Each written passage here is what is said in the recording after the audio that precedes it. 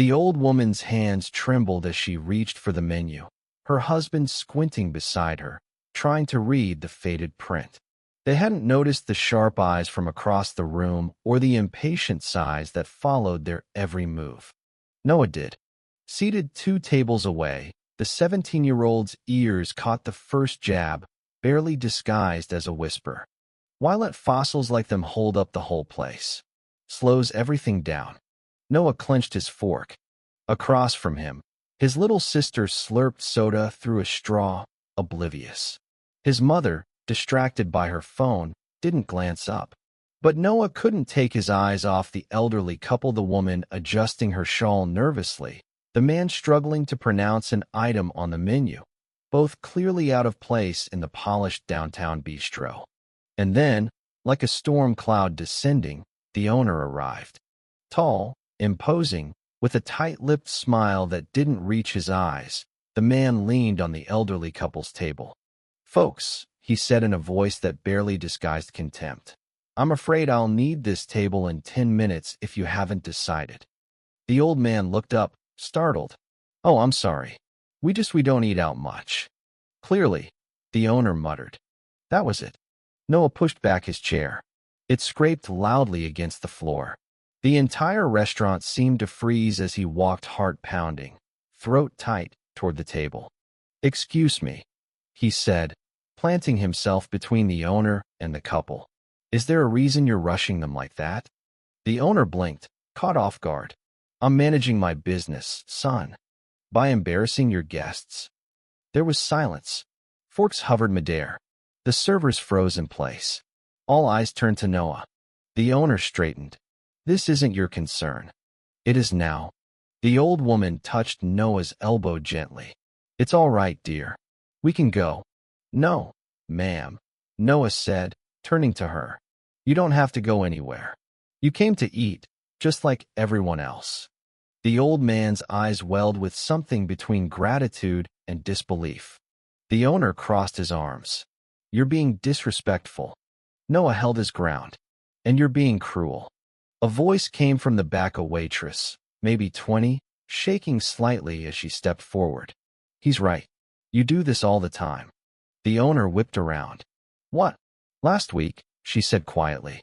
"That blind man who came in with his daughter. You told them the patio was better suited for people like them." "I heard you." Another waiter chimed in.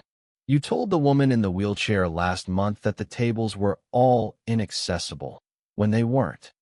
Suddenly, it wasn't just Noah. More staff began to speak low at first, then bolder. Customers exchanged glances. Phones came out, filming. Whispers turned to murmurs. The owner, now visibly rattled, barked, "This is my restaurant." Noah turned to the room. "Then maybe it's time people know how you run it." For a moment, no one moved. Then an older man at a nearby table stood. "I've been coming here for years." "Not anymore." A couple followed. Then another. Chairs scraped. One by one, people stood up and began to leave. The owner's face flushed a deep red. The elderly couple, still seated, looked at Noah like he was something out of a dream. "Thank you," the old woman whispered, her voice cracking. Noah nodded. "You don't deserve to be treated like that." "No one does." He helped them up, offered them his arm. Outside, the street buzzed with life. The night air was cool. The couple stood under a street lamp, uncertain, until Noah turned back and said, "Would you like to join us for dinner somewhere else?" The woman looked at her husband. They both smiled, a little shy, a little surprised. "We'd love that." That night, they found a small diner 3 blocks down. Nothing fancy. Vinyl booths, checkered floor, the smell of bacon grease lingering in the air.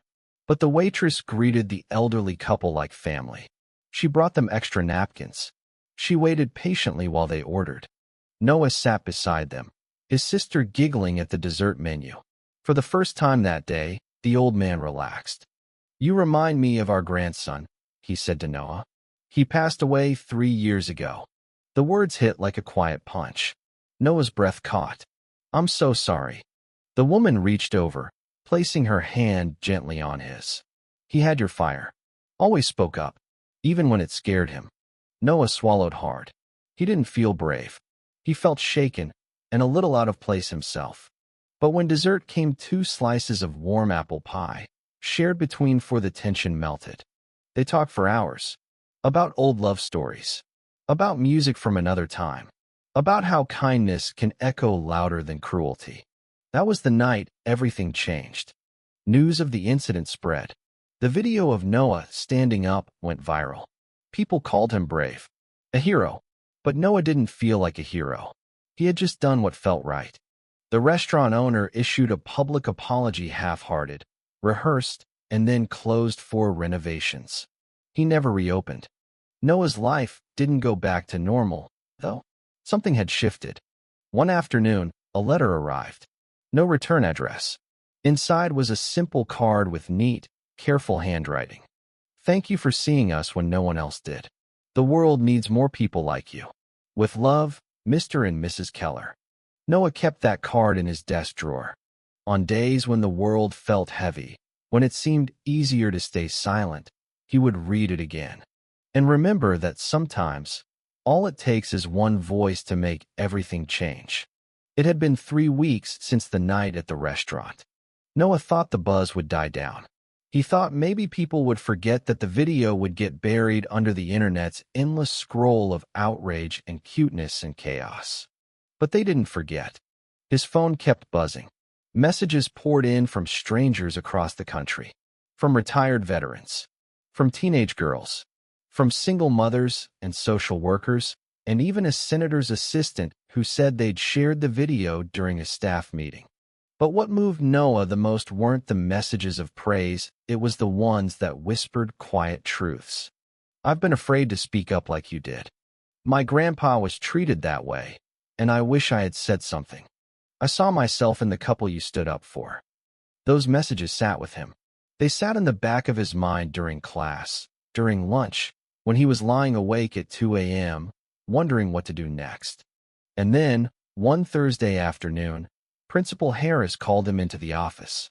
Noah's stomach dropped. He had no idea what for. He hadn't done anything wrong, not lately, anyway.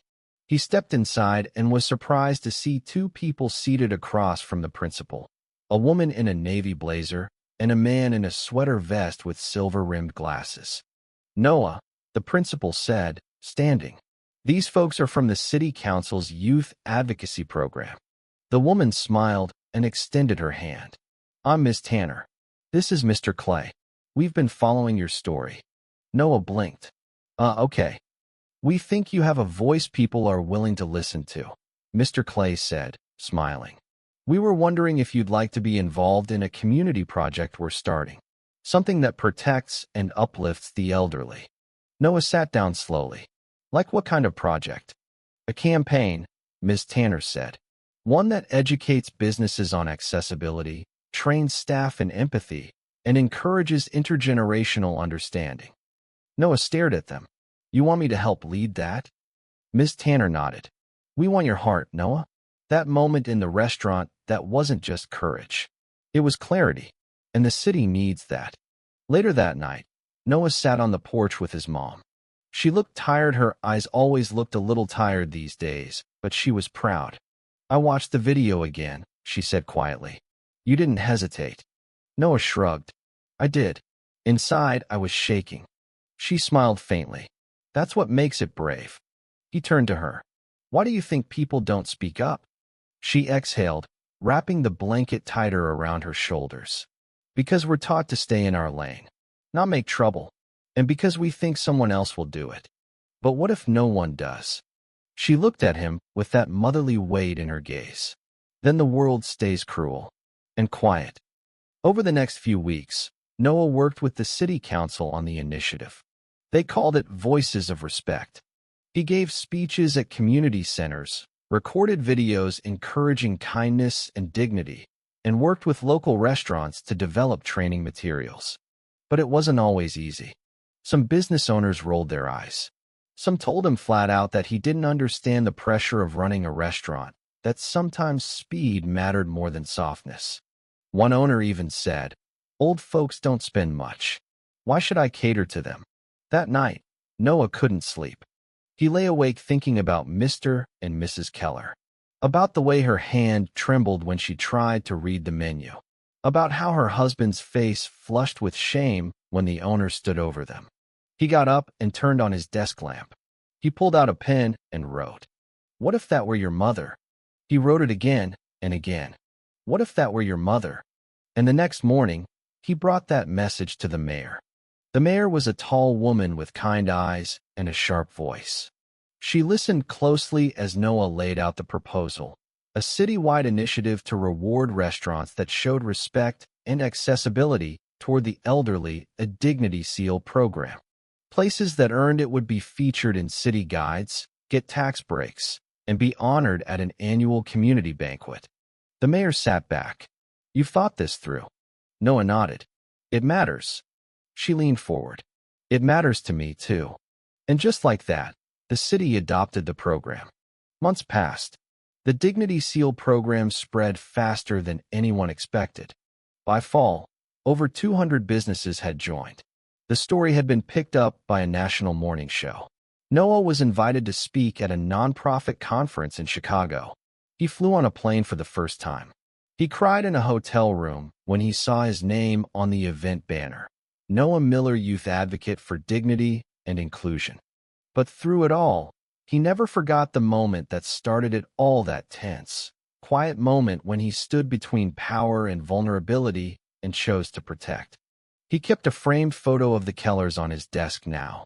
They had become family. They visited every Sunday, bringing stories and hugs, and always a tin of lemon cookies. Mr. Keller taught Noah how to fix old radios. Mrs. Keller taught his sister how to crochet. One Sunday, as they sat in the backyard watching birds gather on the fence, Mrs. Keller turned to Noah and said, "You gave us back our place in the world." Noah looked down, humbled. "I didn't do much." "Yes, you did," she said softly. "You saw us. That's everything." But not everyone was happy.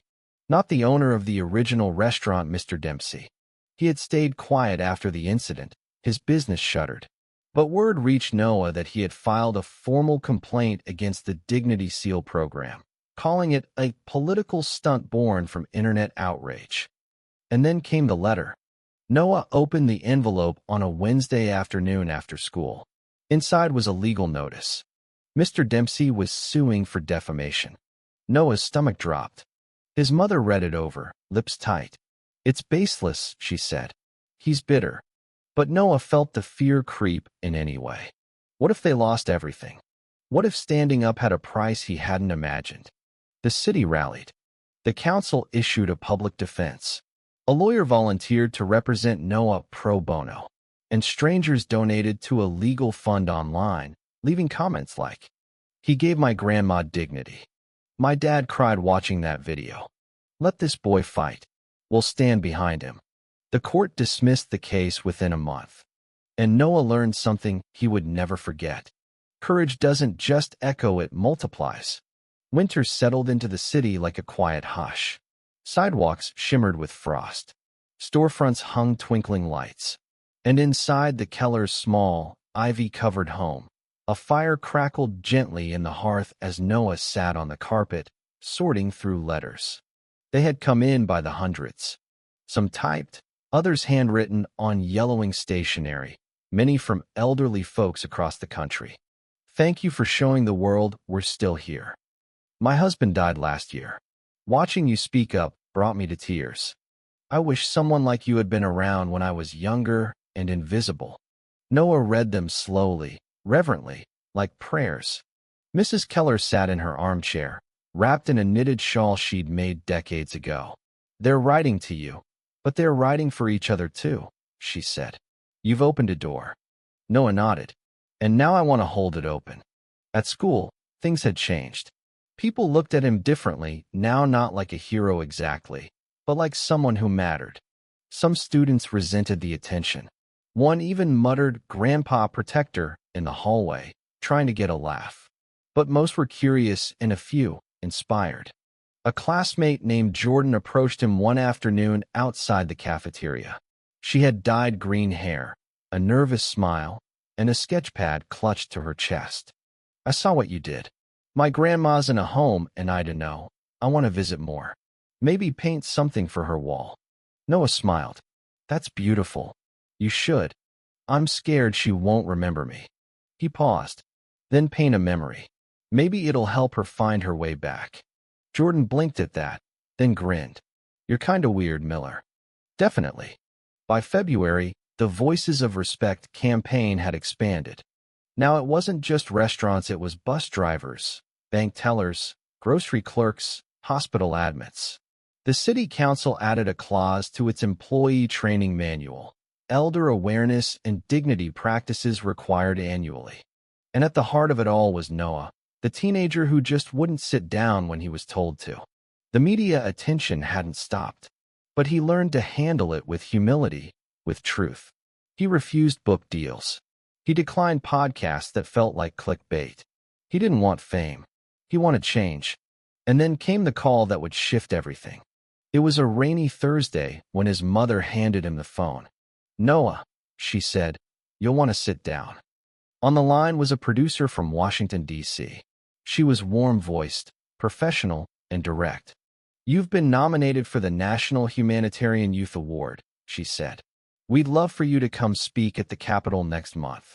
Noah's mouth went dry. Me? Yes. Your work has reached further than you know. He hung up in a daze. The Kellers were the first people he called. Mr. Keller hooped. You'll show those politicians what integrity looks like. Mrs. Keller cried quietly, saying, Promise me you'll speak with the same fire you used that night in the restaurant. The trip to D.C. felt surreal. His suit was borrowed. His shoes were a size too tight. But his heart felt steady as he stood backstage at the Capitol Banquet Hall, waiting to be introduced. When his name was called, the applause rolled in like thunder. He walked to the podium, gripping the speech he had stayed up all night rewriting. But when he looked out at the crowd, senators, advocates, business leaders, strangers in suits, he put the paper down. And he spoke from the place it all began. I didn't plan to speak up that night, he began. I just couldn't stay seated. His voice echoed across the marble walls. I saw two people being treated like they didn't belong, like they were taking up space. And I thought, what kind of world do we become if we let that happen again and again and again? He scanned the room, his hands steady now. We tell kids to respect their elders, but we don't always show them what that looks like. Respect is not just holding the door open or saying ma'am. It's seeing someone fully even when they move slower, or hear less, or forget more. A pause. My generation is growing up fast, and one day, we'll all be the ones with gray hair and fading memory. I want to believe that when that day comes, we'll have built a world where we're not seen as burdens, but as bridges, as living, breathing stories. The room stood to its feet. After the speech, strangers came to shake his hand. A senator promised to introduce legislation on elder inclusion. A foundation offered to fund the Dignity Seal expansion nationwide. Someone from the UN even whispered about inviting Noah to speak at a youth summit in Geneva. But what mattered most to him was the voicemail he received later that night, waiting on his hotel phone. It was Mr. Keller's voice, shaky but full of pride. You did it, son. You made us visible. But just as things were reaching their brightest, the darkness crept back in. In late March, Mrs. Keller collapsed in her garden. Noah rushed to the hospital with his mom. Mr. Keller sat in the waiting room, wringing his hat in his lap. The ER nurse said she'd had a stroke. Severe. When Noah was allowed in, he stood at her bedside, blinking through tears. She was unconscious, but peaceful, like she'd drifted into some quiet place beyond the storm. Noah held her hand, whispering, You changed my life. Machines beeped softly. Time felt like it had stopped. I don't know how to do this without you, he said. And he cried like he. Autumn crept in with a chill, but Noah's resolve only grew warmer. He wasn't just a boy who'd spoken up anymore, he was now a symbol. And symbols, he was learning, carried weight. Sometimes too much weight. He didn't talk about the nightmares. He didn't tell anyone that. Some nights, he dreamed he was back in that restaurant. But this time his voice failed, and the old couple was swallowed by silence. Instead, he smiled for the cameras, sat through interviews, answered questions like, "What made you so brave? And did you always care about the elderly?" He wanted to say, "No, I was just angry. I was just a kid watching something cruel and couldn't stay quiet." But instead, he told the truth he knew now. "I think dignity should be a right, not a reward." He said that on national TV, and it stuck. The mayor called it a mission statement. His principal printed it on a banner in the school hallway. But the most meaningful response came not from any politician or school official, but from a letter, a wrinkled envelope, no return address. Inside was a single handwritten note. "I'm 82. My husband is gone. My friends are gone. Most days, I feel invisible. But you made me feel seen again. Thank you. Gladys M., East Ohio." By November, Voices of Respect had expanded into 6 cities. Noah spent his weekends on Zoom calls with youth ambassadors from Florida to Oregon, helping them set up community training, design empathy workshops, and organize intergenerational meetups. But amid the whirlwind, something quieter was happening in his own town. Mrs. Keller had begun to forget things. It started small, misplacing her purse, repeating a story twice in one conversation. Mr. Keller joked gently about it, but no one noticed the worry beneath the laugh. Then one Sunday, she arrived wearing mismatched shoes. She didn't seem to notice. And 2 weeks later, she turned to Noah mid-sentence and asked, "I'm sorry. Dear, what was your name again?" The silence after that hung in the air like fog. Noah's mother drove her to the doctor. The diagnosis came swiftly. Early onset dementia. Mr. Keller didn't speak much after that. It was the first time Noah understood what it meant to feel helpless. He could give speeches. He could write policy. He could change how restaurants treated their elderly guests. But he couldn't stop a brain from fading. And yet he kept showing up. Every Sunday, he sat with Mrs. Keller. Sometimes she remembered him. Sometimes she called him by her grandson's name. And sometimes she just sat in silence, looking at the backyard birds like they were speaking a language only she could understand. Noah read to her, played soft music, brought her favorite tea, and slowly, something new began to blossom not in her memory, but in her peace. She seemed less afraid when he was there. Even when she couldn't place his face, she smiled when he walked in the door. "You make her feel safe," Mr. Keller said one evening, eyes full of gratitude. "That's more than most people ever give." That winter, Noah proposed something bold. He called it Kindness Tables, a program where local cafes and restaurants would dedicate one table, just one, where elderly patrons could sit and be joined by volunteers who simply wanted to talk, to listen, to connect. The idea spread like fire. In 1 month, 37 cafes signed up. By February, the Kindness Table initiative was featured in a national campaign backed by a foundation for elder care. And that's when he got the call. It came from a quiet voice, older, calm, with the weight of 1,000 stories. "My name is Margaret Lee," the woman said. "I run a home for the elderly on the north side. We saw your campaign, and I was wondering if you'd visit us." Noah agreed instantly. He didn't know what to expect when he stepped through the wide glass doors of Maplewood Care Home. He'd seen places like it on TV, always painted in muted colors, always smelling of antiseptic and time. But Maplewood was different. There were plants in the windows. The air smelled of cinnamon and coffee, and laughter echoed from down the hall. Still, the moment he walked into the main lounge, every pair of eyes turned toward him, gray, curious, some guarded, some hopeful. Margaret greeted him with a warm hand on his shoulder. "They've all heard about you, Noah. But more than anything, I think they just want to be heard." So he sat. For 2 hours, he moved from table to table, chair to chair, speaking to war veterans and retired teachers, widows and ex-musicians. He listened to a woman recite poetry she hadn't read aloud in 30 years. He played chess with a man who hadn't lost a game since 1982. He held the hand of a woman named Rosalie as she wept, saying no one had spoken to her with kindness in months. And when he left, Margaret stopped him at the door. "You're giving them something they thought they'd lost," she said. "Relevance." The next week, Noah returned. And the week after that. Soon, he was visiting 3 homes across the county, bringing students with him, organizing music nights, story-sharing circles, and even art classes.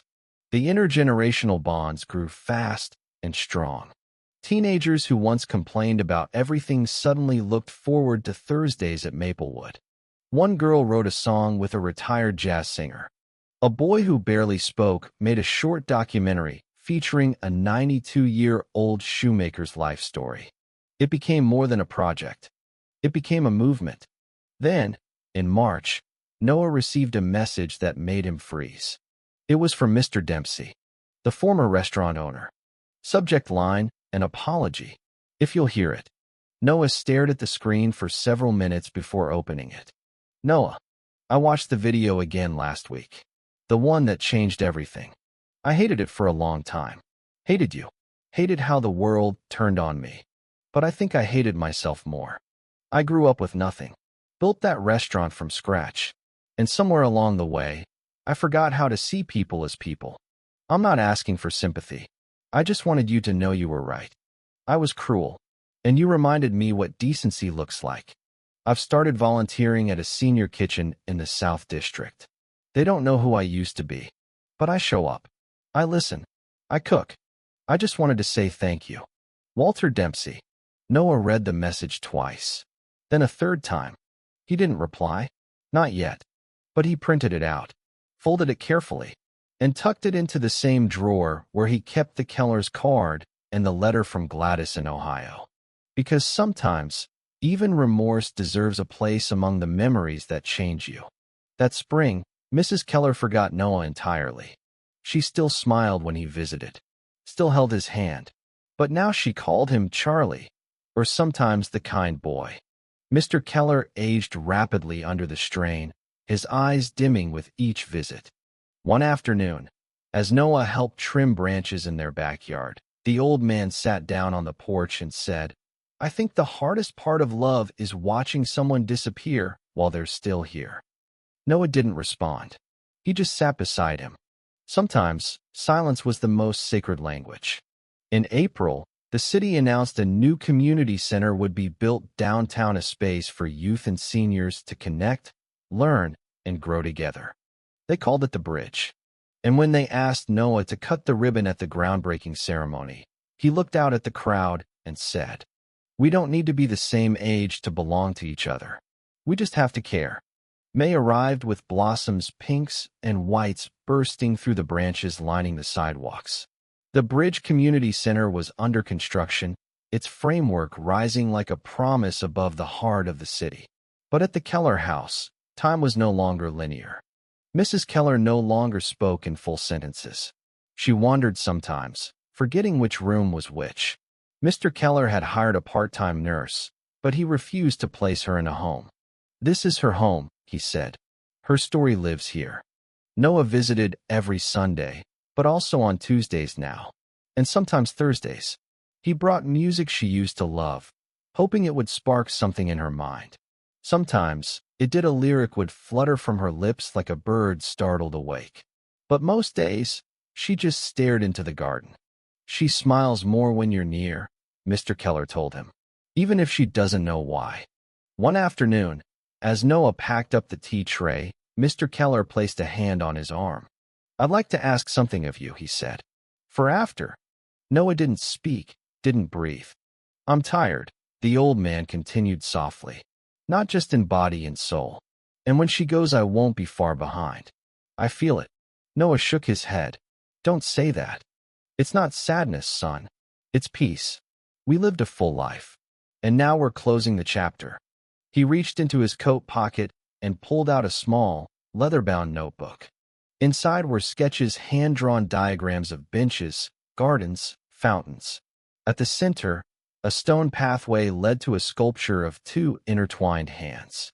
"This is what I want to leave behind," he whispered. "A garden. A place for the old and the young. A space for dignity and rest and memory." Noah swallowed the lump in his throat. "We'll build it. Mrs. Keller passed away quietly one rainy morning in June. Noah arrived just after and found Mr. Keller holding her hand, whispering a lullaby into her stillness. There were no tears. Not then. Only silence. And love. The funeral was small. Intimate. But the city noticed.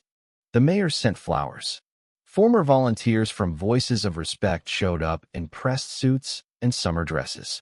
A group of teenagers from Maplewood sang Moon River a cappella. And Noah, standing behind the podium, held up the old woman's knitting needle and said, "She stitched kindness into every space she entered, and I will spend the rest of my life doing the same." Mr. Keller passed away 4 months later.